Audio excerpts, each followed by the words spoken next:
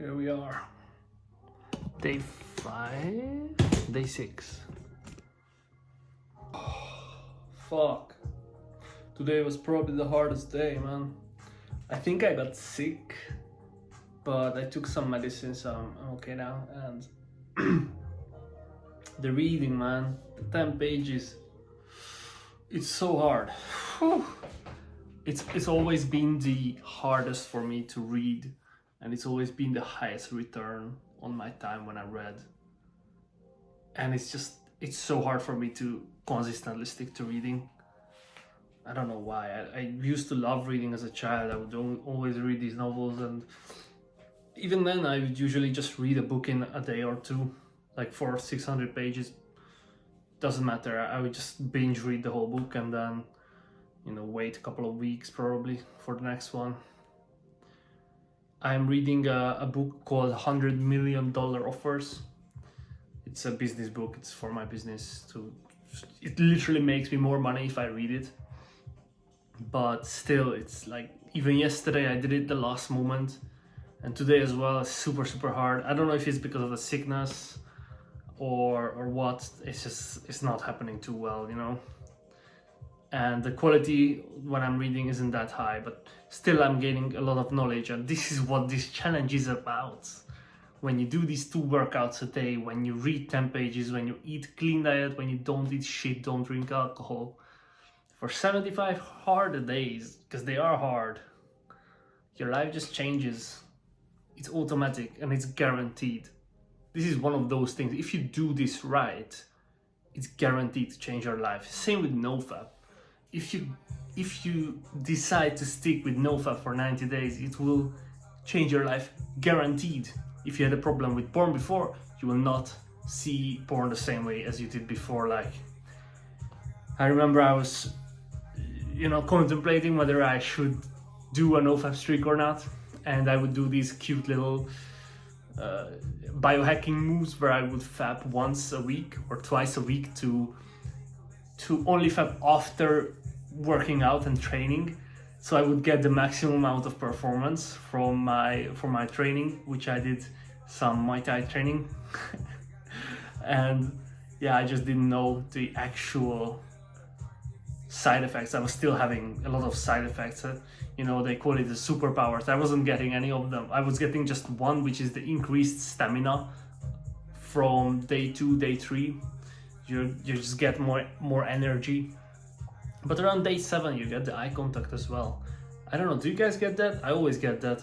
That's actually something I don't really talk about with my clients, because they're usually already very established as people with money are. And it's like, you just get the boost in eye contact at day 7, no? I got it. And it's like, people start to look at you, but also you start noticing people. So it's like, you don't just start having this aura around you that draws people in or that lets other people know that you exist, but also you are looking out into the world, looking for other people and seeing how they react to you. That's also a reason why you're getting this eye contact boost at the first couple of weeks. And the biggest one by far is about 1 month in. You get this wave of emotions, you get a lot of emotions, and a lot of people relapse at that point because they don't know what to do with all of that emotion. A lot of times it's not always positive, you have a lot of negative stuff too. I got a lot of negative stuff too. I hated my family. I was like, why the fuck do I live here? But you have to understand, this is like an exaggeration of emotions. This will calm down by day 90, and you have to go through this because your brain is recalibrating. At least that's what I read about when I read up on porn addiction and what porn does to your brain. Is really disgusting. And a lot of guys come in to talk shit. Masturbation is healthy, prostate cancer, blah blah blah. Porn isn't masturbation. It's 2 completely different things. Masturbation is a normal process that all mammals have, and porn is a trap for the young male generations that are coming. Our generation, which is like Gen Z, and after us, every single generation, this is a trap that we can fall into if we don't have the right guidance. Now with Gen Z, our parents didn't know it was a problem. So we have to solve this, and we have to raise kids that are already prepared for, hey kid, this is bad. You know, if you do this, it's like, this is kind of a drug. It's gonna fuck up your life if you get hooked to it. And you know, the earlier the kid starts watching porn, the more hooked he will get. And we started watching porn at like 11, 12, stuff like this, you know. It's crazy how hooked we are.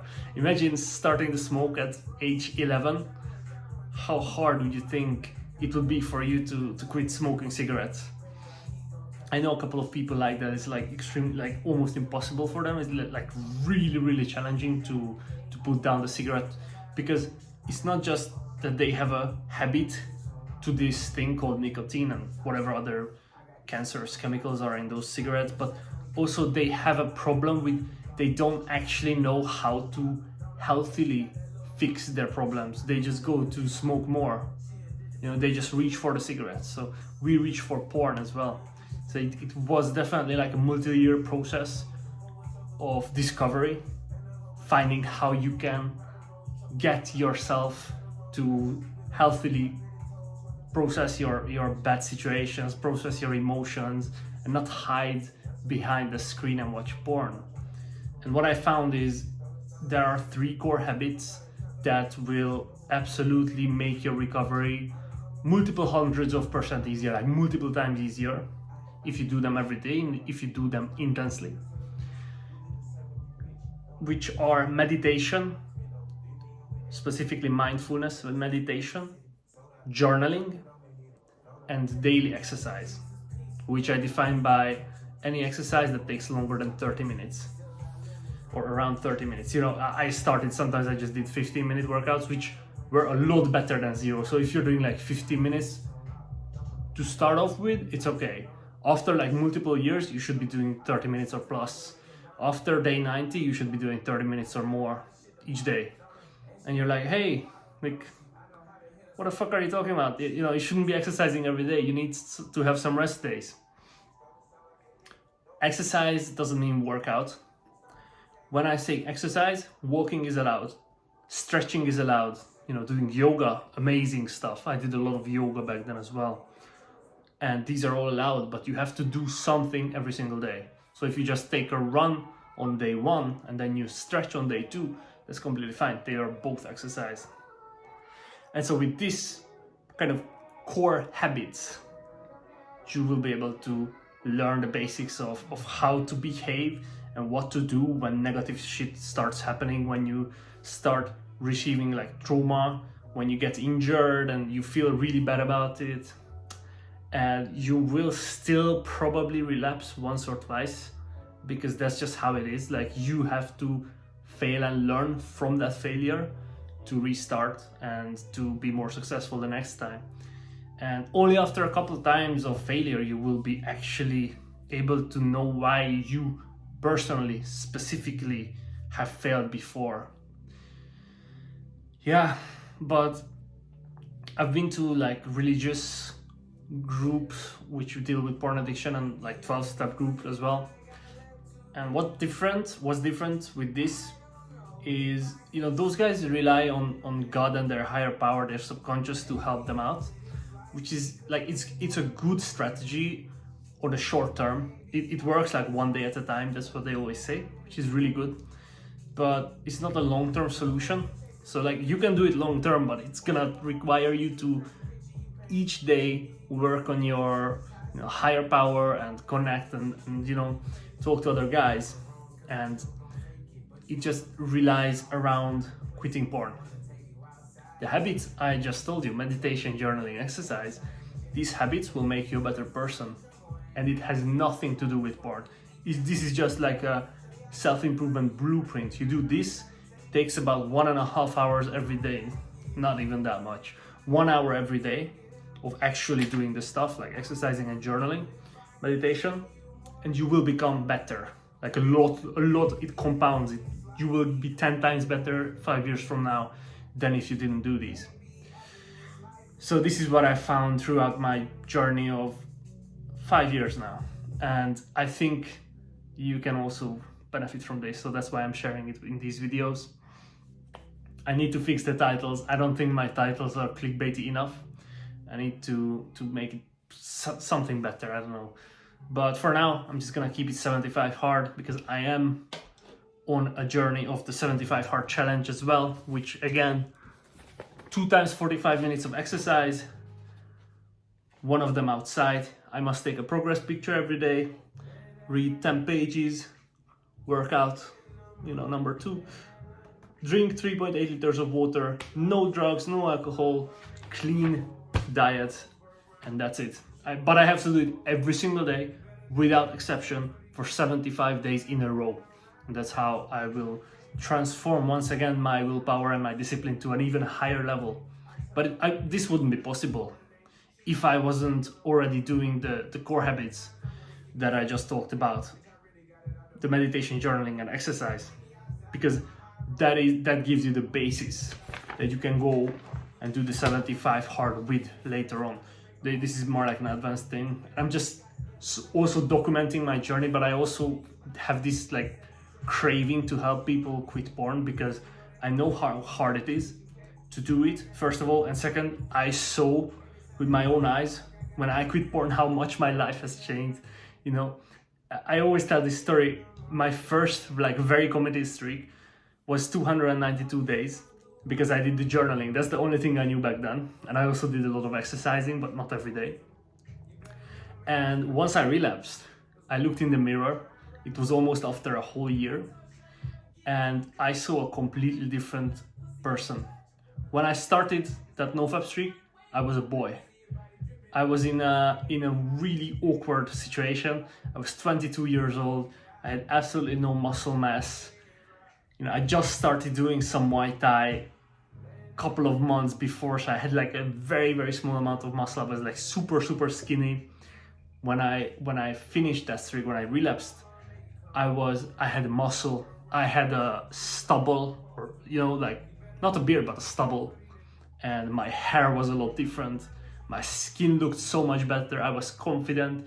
I was able to hold my composure, and I looked in the mirror, and I was very proud of myself, but I was also like, this isn't me.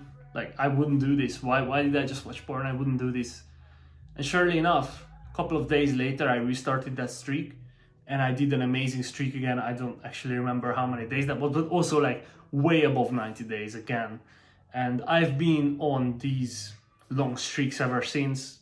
Obviously I fail sometimes, but at the point where you are able to reach 90 days consistently back to back, your brain is healing, and you will see the signs that each streak, that when you restart, when you relapse, when you watch porn again, each streak will be easier to do if you reach the 90 days. Yeah, and even if you don't, if you're struggling to get to day 7 even, you need to look at what's holding you back. And if you're able to learn from that failure, you will be able to unlock the next level and unlock your own brain, because truly how porn works is you're holding yourself back. It's very internal, but it's also because it's very internal, it's very hard to break through without having like an outside person. So yeah, one of the reasons I have the coaching, like some guys just need somebody else to show them how good it can be when you're really committed. Yeah. Anyways, I'm not trying to pitch the coaching. This isn't about that. I'm just trying to spread some positive vibes here, man. And yeah, I'm gonna go to the gym now. I'm gonna do that push day workout. Some very easy exercises because I'm still sore. I just had a rest day and I'm still sore. And tomorrow I'm gonna do some kickboxing with some friends, and we're gonna go to some local kickboxing place. Hopefully it will be fun. Yeah, hopefully this sickness won't bring me down too much, but I don't think so, because I'm doing just so much exercises, I'm doing so much action, that even though I'm a little bit sick, this could be I would be bedridden if I wasn't doing much. I would be just in bed, I would have a fever and stuff, but because I'm so active, I think I'll be able to just glide through this and make it through. And especially because of the 75 hard challenges, for me it's no factor. Like I'm gonna go work out even if I have a high fever. I'll just take more cold showers to bring the temperature of my body down. I will rest more, sure, I'll go to bed earlier, but I still need to hit those workouts because I don't give up. Like, that's not how it works. Last year I did the same thing. 75 hardest, 75 days. Took me 105 because I fucked up. But you know, when I fucked up after a whole month of doing shit, I fucked up and I was like, no factor, I'm not quitting this. So yeah guys, same with NoFap. You know, even if you relapse, it's like, fuck no. I watched for once, what? You know, you might need a couple of days. You know, sometimes I do that as well. Like if I relapse and it's like, oh fuck, man, I feel really negative, I need to restart my inner motivation, reset my energy, that's fine. But you know that you're gonna restart. It's not like you relapse and like, oh yeah, I'm back at watching porn now. That must be one of the most depressing feelings. I wouldn't know how that feels. I'm lucky enough that it never happened to me. So yeah, that's amazing. And I hope you guys will experience the same things that I'm experiencing in the coming days and months. And if you aren't on NoFap, I encourage you to start experimenting, because I can't give you hard science, but I can tell you this: just look at your own energy when you fap and when you don't, and kind of put the picture together, you know. Like, what do you think is holding you back? The thing that takes away your energy or something completely different? To me, porn was the one thing that was holding me back. It was the one thing that, because I was watching porn, I wasn't able to do a lot of other things, and because of that, my life was very, very stagnant. Yeah. Like this video, subscribe, and I'll see you guys tomorrow.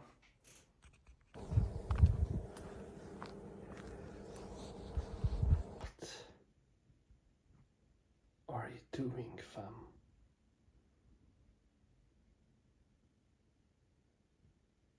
Oh my